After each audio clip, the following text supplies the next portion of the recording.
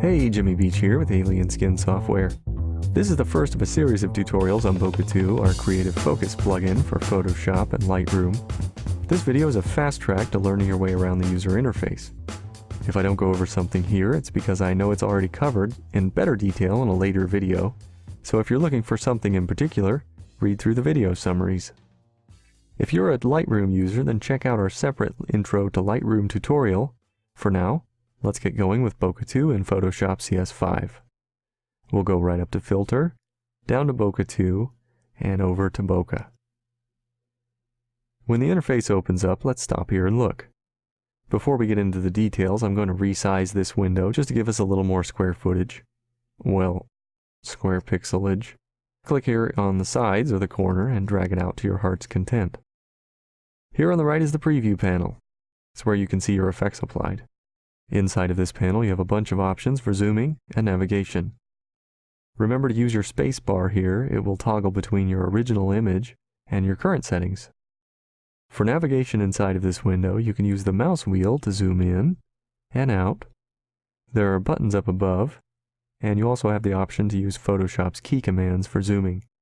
All of Alien Skin's plugins use Photoshop keyboard shortcuts as much as possible. Let's touch on a few of the more commonly used buttons while we're on the subject. The magnifying glass, click to zoom in, Alt or Option click to zoom out. We have a button here for Fit to Window, and one for 1:1. There's also a drop-down with standard zoom levels to choose from. To pan and round, you have two options. You can move the red box in the Navigator window up here above, or you can switch to the Hand tool and drag in the window. Here's a tip. If you're in zoom mode, and you want to pan around quickly but stay in zoom mode, just hold down the space bar and you will be able to pan, and you'll stay in zoom mode after you release the space bar, just like in Photoshop. Here under the question mark are preferences and help options.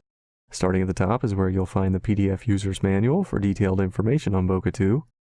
Here's a link to some other helpful tutorials. These next two are in reference to activation. For example, if you upgrade hardware or software or sell your computer, just like in Photoshop, deactivate first, and then you can reinstall and activate. There are a few more helpful links to our website, and lastly, preferences. Okay, so now let's go over here to the left. This is the Settings panel. You'll be spending most of your time inside of this panel. Bokeh will save your last applied setting, and you can see what effect I used previously. You can clear out your effect to neutral by pressing F5 or Command-R at any time.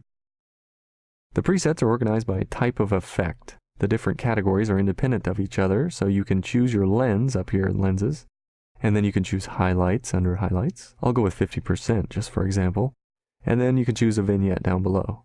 Now, I'm going to change my mind about the highlights. I can just go back in and turn it off by pressing 0%. That change didn't alter the other aspects of the effect like the grain or vignette. You can do the same thing with whichever component you choose. With Bokeh 2, you can build up your look by mixing and matching specific effects. Down here on the bottom is where you save your own custom settings, and we have another video that talks about this in detail, so look for it on our website if you're interested. Okay, so let's apply something here. I'm going to open up Traditional Lenses, and I'll choose the first one, 50mm Canon. Now if you're not sure what look you want, you can select options by left-clicking, or you can use the greater than or less than keys on your keyboard to browse through the settings. You see these tabs at the top of the Settings panel? When you choose a setting from the presets, it'll show you up here in the bar above, which is nice when you're not on this tab. When we customize our creative effect, it's by changing parameters on any of these tabs. Once you make a change to any of the sliders, you've customized the look, and you can save them as one of your own custom settings, as I mentioned earlier. Let's go to the Bokeh tab. There are a couple of important controls here that I want to highlight.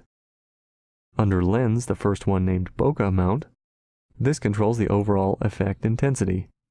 So we'll shift it to the left and tone down the blur effect. Then there's this new layer above current box, right up here at the top. By default it's on.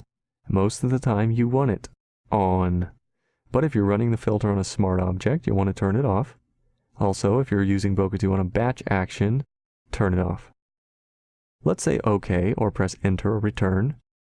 And when the filter is applied, the new layer is conveniently titled with the applied setting from Bokeh. You've just made it through the basics of Bokeh 2. I'd like to refer you to our website, www.alienskin.com, where you'll find other helpful videos and lots of beautiful example images.